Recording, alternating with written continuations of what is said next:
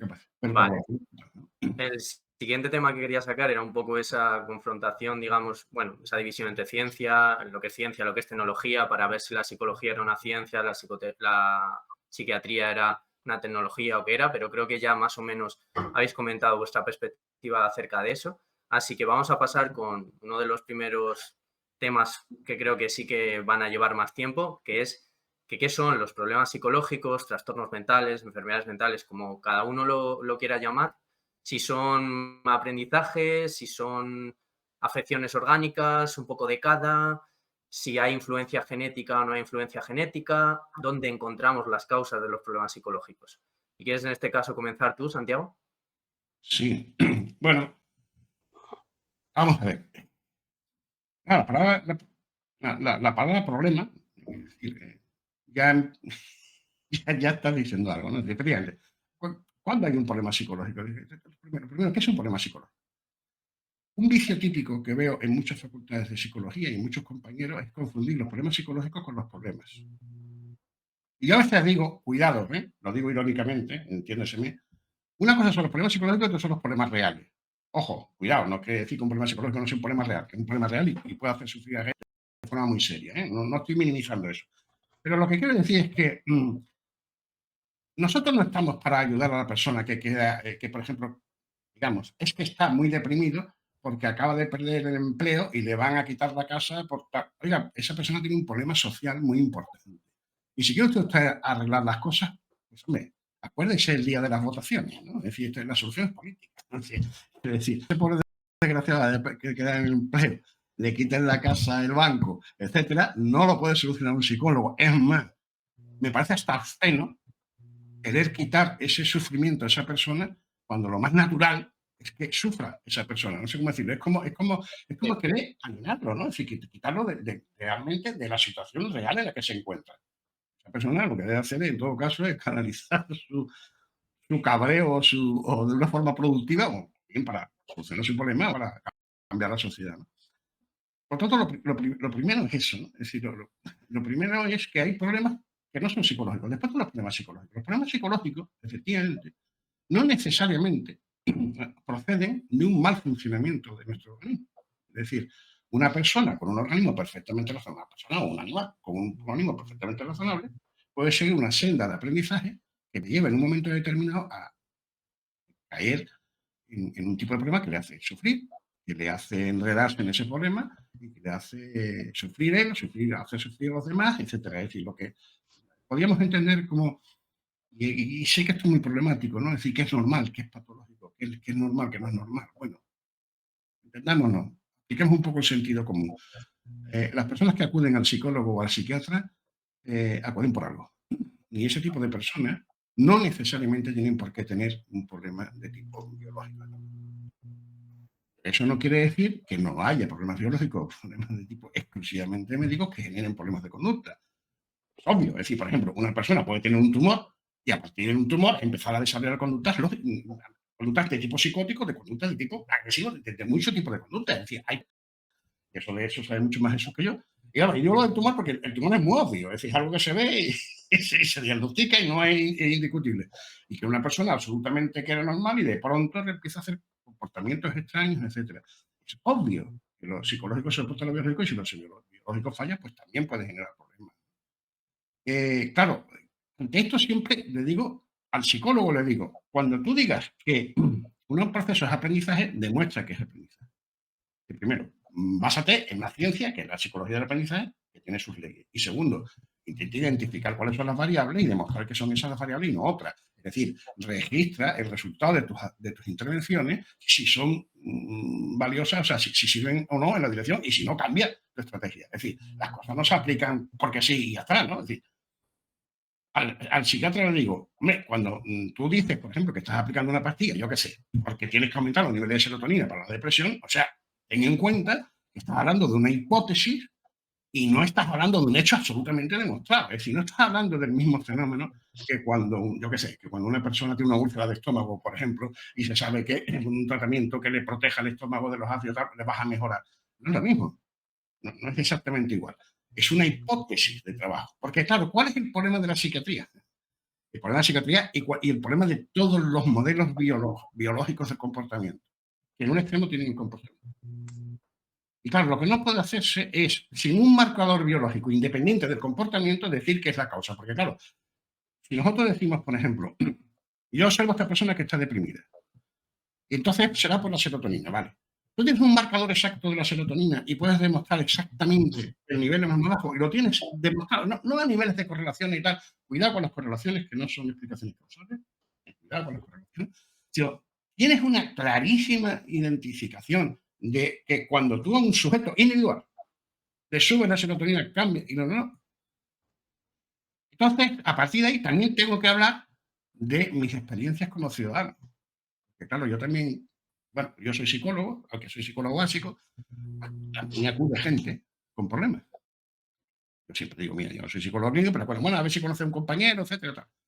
Yo he conocido a personas con problemas y concretamente, por ejemplo, he conocido a gente con depresión. Claro, si a mí me dices tú cuál es la experiencia, no mía, porque yo, a Dios gracias, no he tenido nunca este problema, pero que esas personas que han llegado a mí con depresión, ¿qué experiencia tienen? Pues de todo tipo.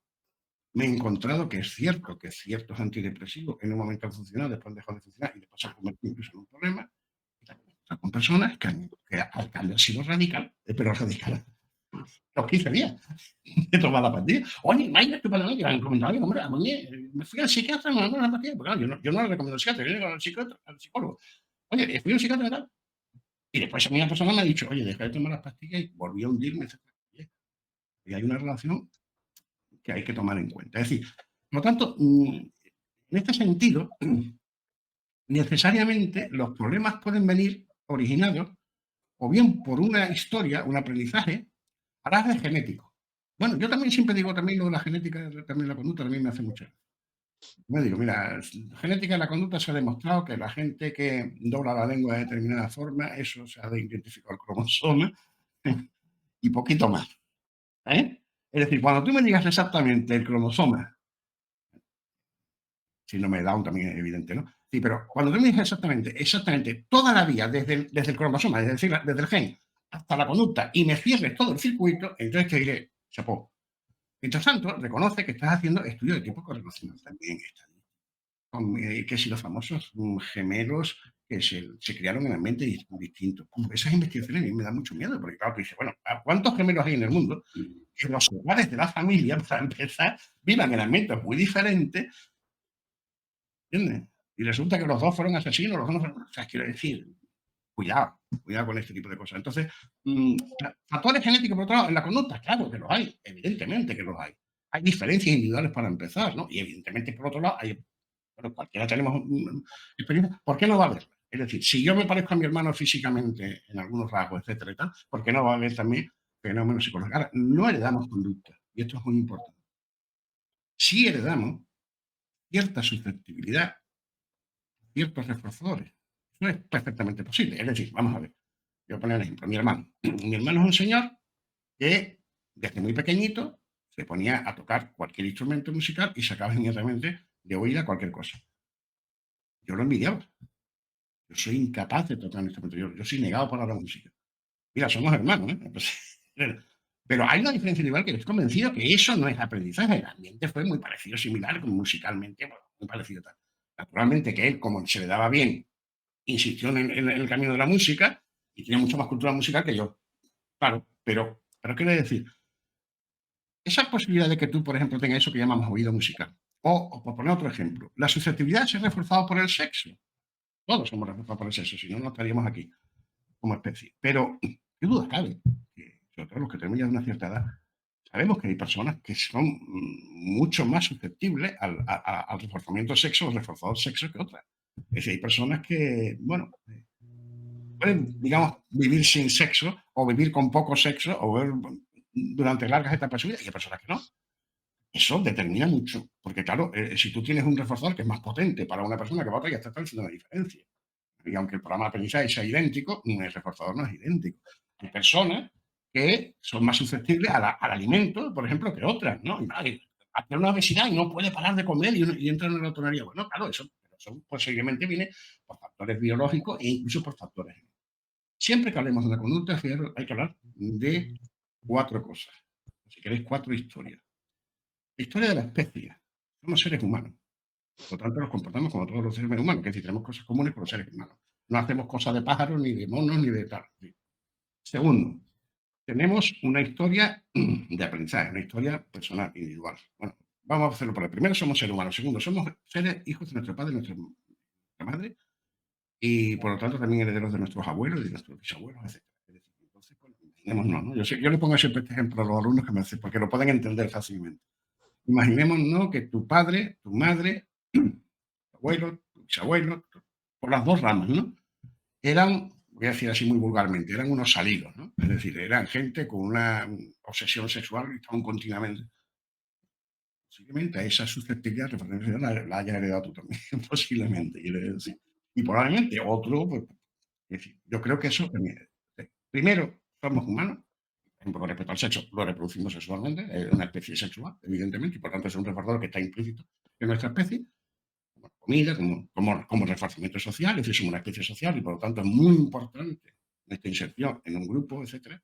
Segundo, ¿no? El factor genético, otra historia. Después, nuestra historia de aprendizaje, nuestra historia como individuos desde que nacemos hasta que morimos, que no para. Y cuarto, la historia social, cultural, si queréis, antropológica, en donde te mueves. Somos seres del siglo XXI, en el caso de Jesús en México, en el caso mío en España. Y eso genera similitudes en el caso de Jesús y nosotros, porque, bueno, tenemos muchas cosas en común, gracias a Dios, entre otras cosas el idioma, pero también seguramente genera diferencias porque son entornos distintos. Y que diferencias mucho más grandes si lo vamos a analizar por, yo qué sé, la conducta de un vietnamita, ¿no? Entonces, yo creo que ningún científico, ni ningún, si queréis, persona que se dedique al tema del comportamiento debería de olvidar esas cuatro perspectivas. Y debería tener una fuerte formación en esas cuatro perspectivas. Evidentemente no se puede saber de todo, entonces ahora tendrá que especializar un poco, pero quiero decir, y en ese sentido, fijaros, estoy nombrando a ciencias como son la biología, que tiene que ver con, tanto con la historia filogenética como con la historia genética. Después estoy estudiando de la psicología, que tiene que ver con la psicología del aprendizaje individual, etcétera. Y después estoy hablando, si queréis, de la antropología, que creo que es otra base fundamental y que nos puede decir, bueno, el poder de las culturas y de los sociales. Mm. Entonces, creo que todo eso, digamos, entonces, yo creo que todo eso interviene en lo patológico, si queréis, con el problema psicológico. Vamos a ver, una persona que en el siglo XVI te decía que se le había aparecido Dios, que ella tenía una visión, esa persona era un santo. No diríamos al psiquiátrico. Es decir, pero por lo cultural es algo fundamental. Es decir, que es normal. Cuando yo estudié psicología en los años 70, la homosexualidad era un problema que estaba en los DSM y estaba metido como una desviación de la normalidad. Y hoy día a nadie se le ocurre decir que la homosexualidad es algo patológico, ¿no? Es decir, lo cultural claro que Mm. establece. Ahora se están viendo muchos cambios, por ejemplo, con el tema del sexo, del género, etcétera, de que si no existen dos sexos nada más, es decir, o dos géneros, sino que hay más, los neutros, el fluido, etcétera. Todo este está habiendo un cambio cultural. Que no sé cómo afectará, pero evidentemente está empezando ya a afectar a nuestra concepción acerca del ser humano. Entonces, todo. Entonces, claro, lo que no podemos hacer nunca es reducir a una única dimensión algo que es multidimensional. Y ahí donde yo creo que sí estriba el problema. Cuando hablamos muchas veces de lo psicológico, entre los psiquiatras, es decir, es un poco el psiquiatra que decía antes Jesús y que criticaba a Jesús, ¿no? El técnico ese. De una pastillita y se acabó. No, no, ya. El problema tiene mucho más dimensión. La pastilla puede ayudar, puede ser, pero es un elemento más. Ahora bien, voy a poner otro ejemplo, pero que es muy significativo. Fijaros, cuando yo estudiaba psicología en los años 70, se decía que el 90% de las impotencias masculinas eran de origen psicológico. Se inventó el Viagra y el problema desapareció, señores. Es decir, ¿cuántos gente tiene impotencia psicológica? Pues sí, hay, sin duda alguna. Ya. Y incluso en la vida de cualquier persona puede tener experiencia, podemos tener experiencia, de en una situación de estrés, etcétera, cuando estás empezando una relación, etcétera, puedes tener alguna.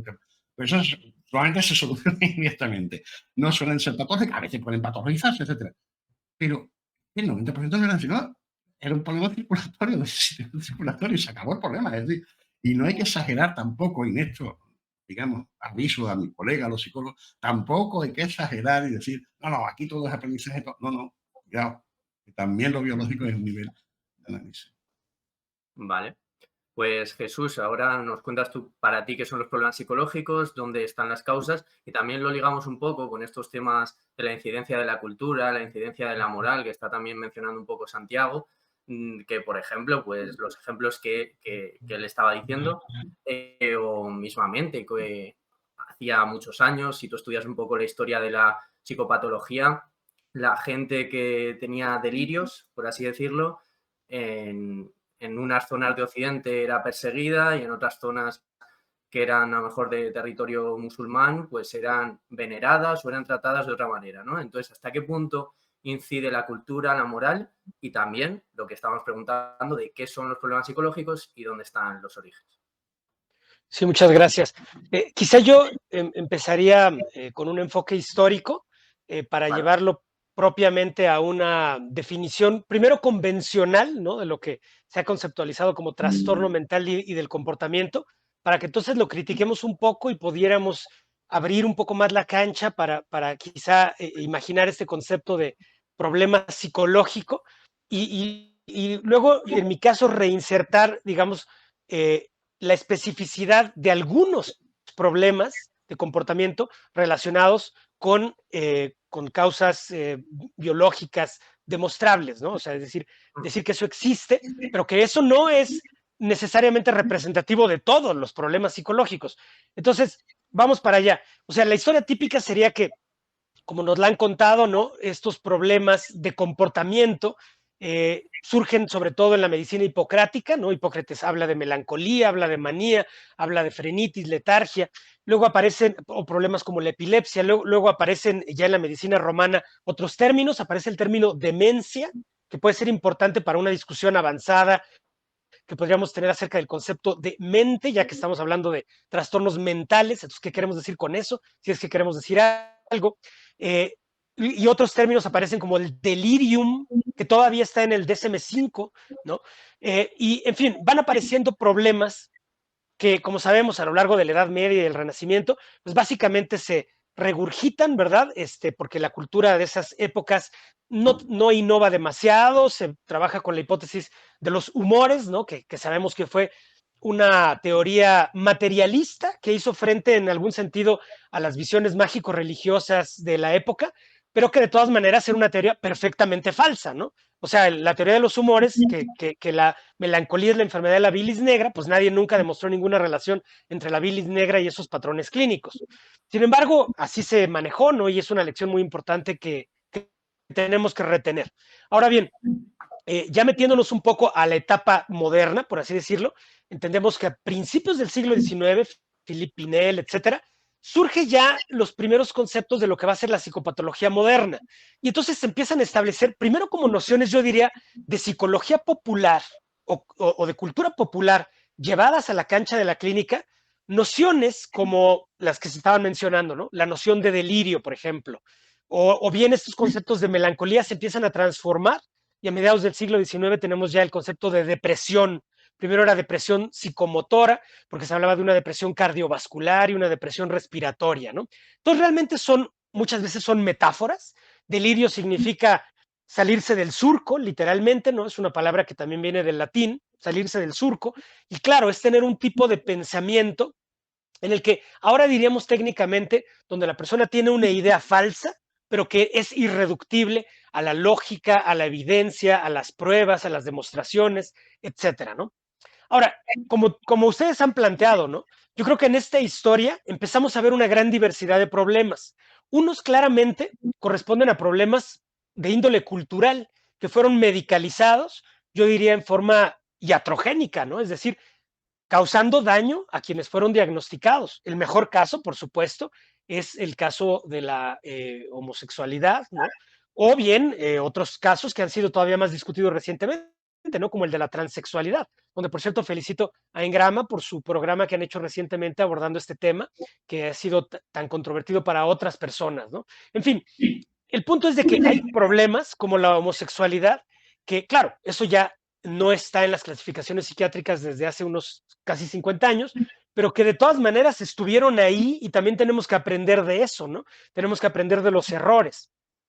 Entonces yo diría que en la categoría muy amplia de los problemas de conducta que llegan a la clínica, hay varios vectores, ¿no? Primero, quien decide que la persona vaya a buscar atención clínica puede ser el propio paciente. Yo utilizo la palabra paciente, pero yo sé que algunos de ustedes prefieren la palabra consultante, no tengo ningún problema con eso.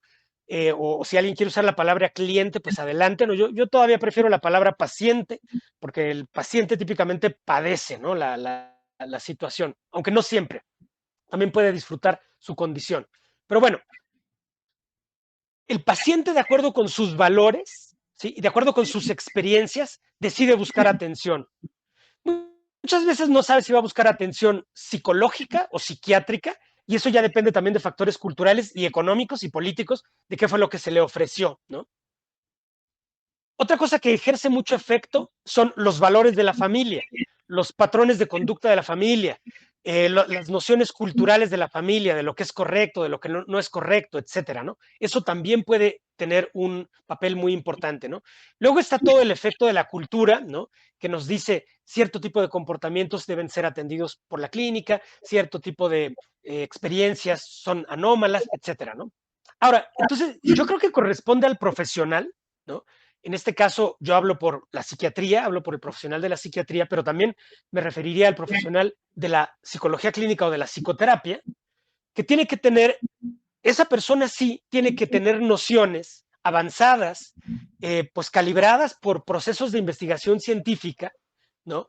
Que no sean simplemente la réplica de los prejuicios de la cultura popular, para discriminar cuando el problema es auténticamente un problema de salud o que conviene verlo con ese enfoque, y cuando el problema es un problema de comportamiento, muy probablemente resultado de los aprendizajes de ese individuo y que no necesariamente es un problema de salud, o en donde incluso la perspectiva sanitaria de verlo como salud o enfermedad puede ser perjudicial para el paciente, ¿no? O sea, se necesita ahí un buen juicio clínico para discriminar. Y entonces, digamos, aquí veríamos dos tipos de errores, ¿no? Un maestro que yo tuve de neurología, el doctor Enrique Otero, decía que había dos síndromes, el síndrome del psiquiatra y el síndrome del pediatra, decía, ¿no? El síndrome del psiquiatra era todo es patológico, todo es anormal, hay que medicarlo todo, etcétera, ¿no?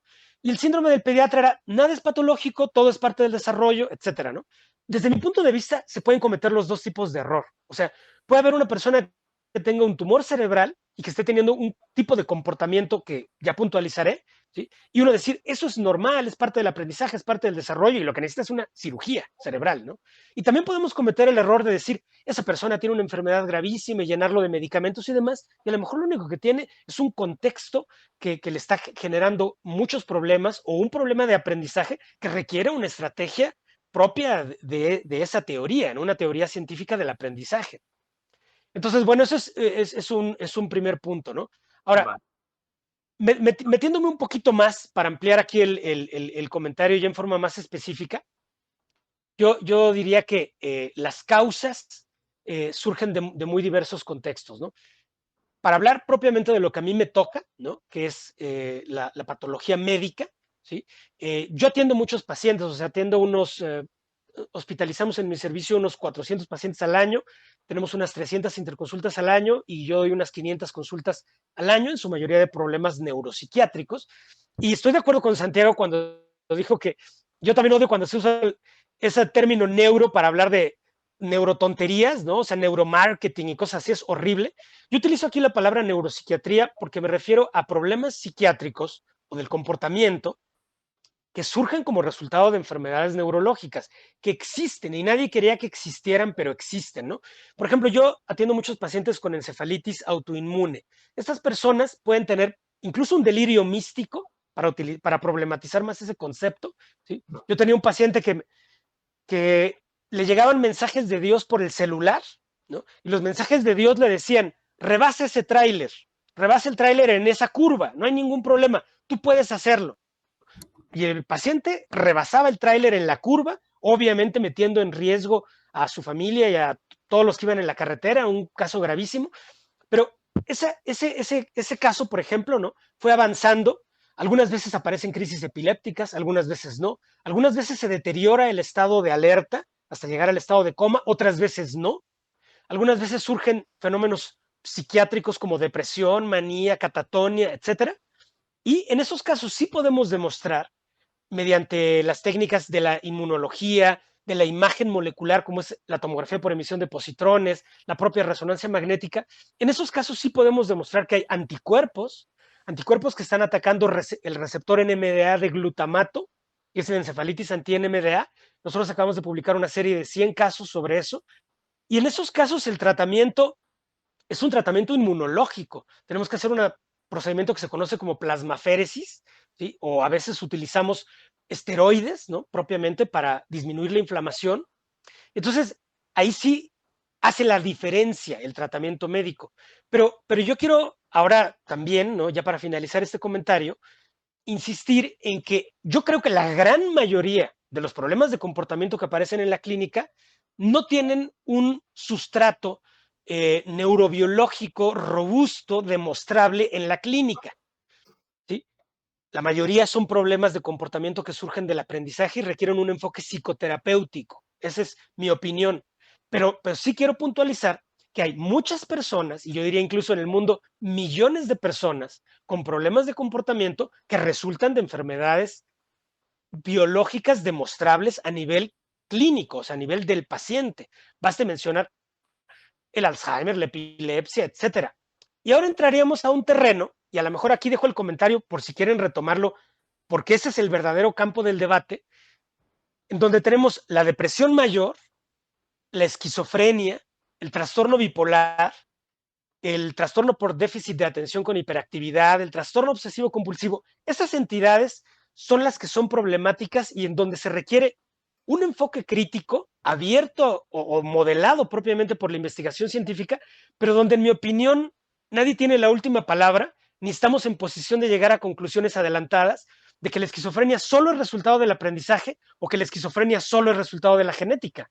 Porque la investigación epidemiológica nos dice que hay un riesgo genético, pero no hay una especificación molecular.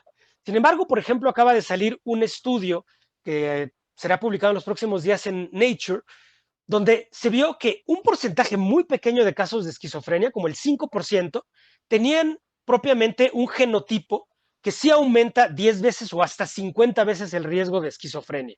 Pero es un porcentaje muy pequeño de los casos. Pero en ese porcentaje muy pequeño de los casos, el riesgo genético determinado con herramientas moleculares sí puede ser muy alto. Entonces, yo pienso que estas categorías provisionales, muy imperfectas y que deben de criticarse con herramientas científicas y filosóficas, son heterogéneas. Son heterogéneas y entonces tenemos casos de depresión que deberían ser manejados solamente con psicoterapia y tenemos algunos casos de depresión como los que yo veo, que son personas que llegan en silla de ruedas, que no hablan desde hace meses, con síntomas catatónicos y delirios, y cuando se aborda desde el punto de vista médico es depresión, es nada más depresión, depresión mayor, grave, como la que se veía en el siglo XIX por Kraepelin y por Pinel y demás, ¿no?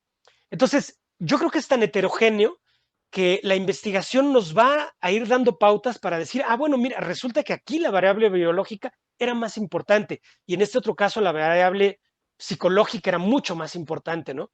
Y ya desde ahora podemos desconfiar de ciertos constructos como la adicción a los videojuegos, etcétera, ¿no? Yo estoy de acuerdo que esos trastornos, ¿no? A veces inventados también ya por asociaciones psiquiátricas mundiales, no son categorías médicas robustas, ¿no? Eso lo diría de antemano. Luego nos meteremos con la... un Perdón, momentito, perdón un Santiago, momento. nos meteremos... ¿Dime? No, que quería comentar que simplemente una cosa de lo que acaba de decir Jesús, que creo que me ha gustado mucho como ha empezado, la cuestión histórica. Sí, Efectivamente. un momento, Sí. Santiago, una cosa. Solo sobre el tema de las depresiones, el trastorno bipolar y eso, si podéis, no os metáis ahora tanto y también os quería avisar simplemente de que voy a estar moviendo la cámara porque no sé por qué no se centra, entonces no quería molestaros ni interrumpir, pero estaré un poco haciendo ahí toqueteos, así que vosotros a lo vuestro. Ahora continúas añadiendo lo que quieras y también quería que sacaras un poco el tema de la intervención ya de paso, de análisis funcional, el uso de las etiquetas diagnósticas, su peligro, su circularidad y todo eso. Ya te dejo. Bueno, lo primero que te decía Jesús con relación a lo que acabas de comentar es decir, vamos a ver, ¿cuáles son voy a decirlo también en términos muy vulgares, los locos de toda la vida? Es decir, los que se consideran locos o enfermedades mentales que existían en la época de los griegos, en la época de los romanos, en la Edad Media, etc. Y después está el DSM-5, el 4, el 3. Es decir, primero hay la evidencia de que efectivamente había gente con ideas muy raras, que además, gente que veía cosas que no estaban ahí delante, ¿no? Que oían voces que le ordenaban hacer cosas, etcétera. Efectivamente, eso ha existido siempre. Y, vamos, tú sabes más de la historia de la psicopatología que yo. Y eso me gustaría un poco que hicieras un poco una breve intervención sobre eso, ¿no? Es decir, ¿cuáles son esos trastornos? Porque eso sí da pista de lo que fuera de la cultura, puesto que estamos haciendo el análisis histórico y las culturas han cambiado mucho, podrían dar una cierta pista de problemas que probablemente tienen una raíz más biológica, porque claro, no sé, es decir, por decirlo de alguna forma, mira, los psicóticos, los trastornos que tienen que ver con la desconexión con la realidad, ¿no? Absolutamente. Es una persona que efectivamente ve cosas que no existen, oye voces que no existen, o tiene una desconexión emocional con respecto a la realidad, ¿no? Está alegre cuando no hay ninguna razón para que esté alegre, o está tristísimo y está hecho polvo cuando en realidad la vida objetivamente no le va tan mal, ¿no? Etcétera. Eso me da a mí la sensación de que ha existido siempre. Y después, lo que sí es cierto, y eso sería el primer crítica que yo le haría a lo que empieza a pasar a partir del siglo XIX, es decir, culturalmente se empieza a entender como enfermedad mental, pues muchas cosas que son simplemente desviaciones de la cultura, es decir, simplemente personas que funcionaban con una lógica diferente a lo que era culturalmente establecido, se empieza a psiquiatrizar todo, se inventan los manicomios, etc. Y a partir de ahí, yo creo que patologizamos excesivamente todo comportamiento, digamos, que se sale de la norma. Y a partir de ahí empiezan, yo creo, los problemas. Y a partir de ahí, claro, resulta que nos encontramos con que, y con esto hago un poco lo que me preguntaba Marcos, es decir, empezamos a hablar ya de enfermedad mental, empezamos a hablar de enfermedad, por lo tanto, empezamos a hablar de que todo problema psicológico, e incluso, fijaros, se llega a la cuestión de identificación popular, pero que incluso ocurre en la propia disciplina, de que la gente identifica psicología con psicología clínica. Y decís, oiga, la gente no se imagina un psicólogo, bueno, ahora ya probablemente más, pero sobre todo se imagina un psicólogo, se imagina un psicólogo haciendo psicoterapia. No se imagina un psicólogo a lo mejor trabajando, yo qué sé, en una empresa para reducir los riesgos laborales, a trabajar en la ergonomía, digamos, de los aparatos que hay que diseñar, etcétera. Y eso lo puede hacer un psicólogo perfectamente. O sea, es tarea de un psicólogo. O trabajando en un museo para que la visita al museo sea más aprovechada por el visitante. Y eso es una tarea de aprendizaje, por tanto, es una tarea de un psicólogo, etcétera. Entonces, eso es lo primero, ¿no? Es decir, lo primero. A partir de ahí, claro, lo siguiente, y que yo creo que es lo fundamental que deberíamos de debatir, Jesús, y aunque creo que estamos muy de acuerdo en el fondo, es el tema de las clasificaciones de las enfermedades, de eso que llaman enfermedades. Es decir, hemos ido desarrollando unos sistemas de clasificación, la Asociación Psiquiátrica Americana fundamentalmente, ¿no? El CSM famoso, bueno, es que, efectivamente, es decir, son cuestiones cada vez más arbitrarias, o sea, yo veo cada vez más circunstanciales y más, o sea, lo mismo que había cosas que tenían los romanos, cosas que no lo tienen, es decir, que no van a tener, van a desaparecer dentro de unos años. Que o no se van a considerar adicciones porque se va a considerar, por ejemplo, adicción al móvil. Efectivamente es un problema. Pero situémonos históricamente, lo que tenemos una cierta edad y vimos nacer el móvil. Yo me acuerdo cuando nació el móvil, y a Marco eso le llamará la atención porque es muy joven, se consideraba en sí mismo una especie de displicencia, es decir, social. Será tonto, está todo el día con el móvil, simplemente como enseñando, etc. Y se veía como hoy en día no se ve tan anómalo que tú estés en tu casa y le das un WhatsApp a tu mujer para decirle, oye, mira, que estoy aquí, por ejemplo, ahora mismo en la charla y no puedo atender tal cosa. Tal. Y esto ya y llegará un momento en que será muy normal. Eso que hoy nos parece muy patológico, de 7 personas en un restaurante sin hablar, qué pena, y cómo hemos cambiado, dentro de poco lo veremos absolutamente normal, porque será la forma de comunicación que se ha establecido y ya está. No hay que darle tanto. Es como todas estas adiciones, efectivamente, pues son problemas porque son cambios culturales. Demonio, nos resistimos muchas veces a los cambios culturales.